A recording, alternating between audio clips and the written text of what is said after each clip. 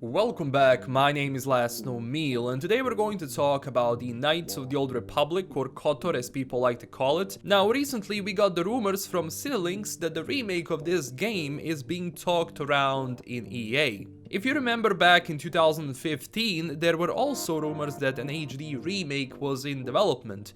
We still don't know about why that project was stopped and why they never released it, but keep in mind, at that time we had Star Wars Battlefront 1, which wasn't developed by Bioware, it was developed by DICE. But I think EA didn't want to have too many Star Wars games, so they don't flood the market to the point where one game would lose players because of another one. And keep in mind, that was also the time when EA didn't believe in single player games. They thought they were dead. So they were like, oh, we are going to definitely invest in multiplayer and not single player. Now, as I previously said, EA probably didn't want this project to happen at that time because, well, it was a single player game and they probably couldn't find the right way to monetize it. But there are a number of issues I will talk about regarding this remake or reimagining or being inspired by KOTOR in general, because keep in mind, KOTOR both 1 and 2 were amazing games, one of the best RPG games I ever played. That was also when Bioware was at their height. Now, Bioware is well under EA watchful eyes, and we saw that their latest games like Anthem and Mass Effect Andromeda didn't really do all that well because they were not something that Bioware was doing before. You can see that they were influenced by EA. And right now we do know that Bioware is working on their next Dragon Age game, which I hope will succeed just for the sake of their studio. Also, reportedly they are working on another Mass Effect game, and also we do know that Anthem is getting a huge overhaul, and they promise that they will change how the game looks and plays to ultimately make it good, because Anthem, when it came out versus the Anthem that was marketed, it wasn't the same game. It really wasn't. It was a bullshit title filled with microtransactions and not actually fun gameplay and fun story. Well, when you look at all these things I said about Bioware, they are busy. They are working on these things, so how can they also develop KOTOR? And we do know that older games are getting remasters now, redesigns, however you want to call it, because they aim for that nostalgia effect and ultimately enhance the game to make it modern and more appealing to new generation of games. And when people say remake, I don't only want it to be an HD remake, because they do have to fix some of the issues of the original game, they have to modernize it, because just doing an HD remake and charging a full price for it would be lazy. That's the thing, it would be lazy. It would be safest option, but at the same time, if you do want to make a remake, do it right.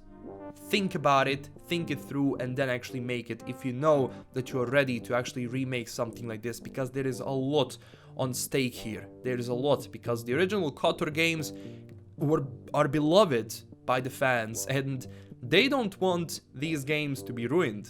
So look, Bioware is busy, Respawn is probably working on their own sequel for Fallen Order, and other studio we have is DICE. I don't think they're working on anything specific right now, maybe they are, I don't know, but they made Battlefront, and honestly, Battlefront 1 and 2 were amazing games, but EA filled them with stupid microtransactions, with stupid loot boxes, and ultimately ruined the game. Honestly, Battlefront 1 and 2, when you go into the game, when you just see the scope of that game and how well it was designed, like the sound design, the graphics, everything was so much fun. But the problem is, EA and their stupid business strategies ultimately ruined the game. Same with KOTOR. If it is talked about and they are trying to remaster or create a new game inspired by KOTOR and also include this into a Disney Star Wars universe, please keep it microtransactions free and just stick on that single player part. Because that game did so many things well. I mean, it came out in 2003, and for that time, KOTOR was definitely something different. So yeah, maybe the combat is not appealing to everyone in the game, but generally the story and RPG elements were something that I want to see here. And every time someone is thinking of a remake, it's good to keep the elements that people enjoyed. but if it's not broken, don't fix it. And also, update and enhance everything in the game that needs it.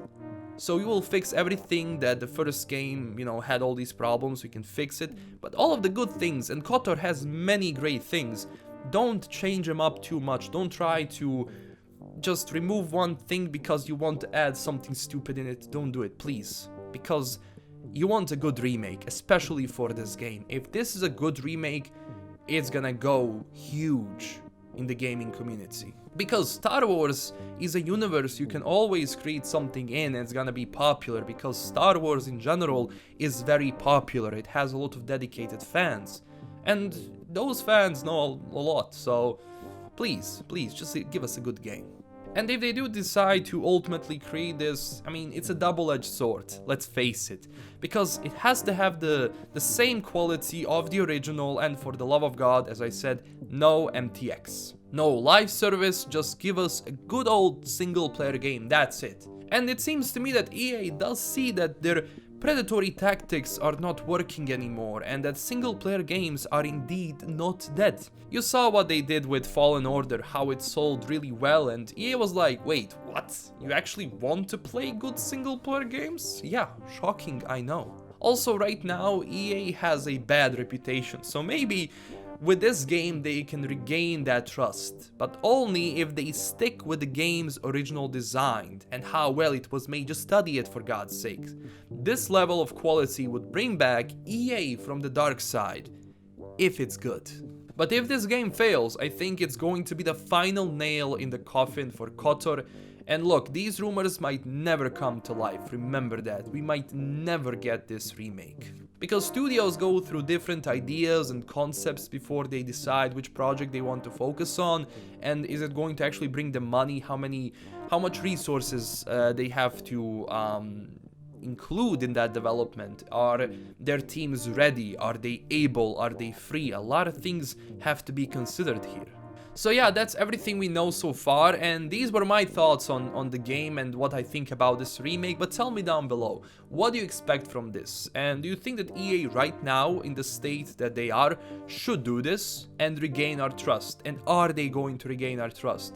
Which is going to be a very difficult thing to do, but after Fallen Order, I think they are on the right track, at least for that. They're still including those stupid microtransactions, but at least they're doing one thing right now. So, this is LKM signing out. Don't forget to smash that like and subscribe button for more, and also join our growing community on Twitter and Discord. Stay classy, everyone, and bye bye.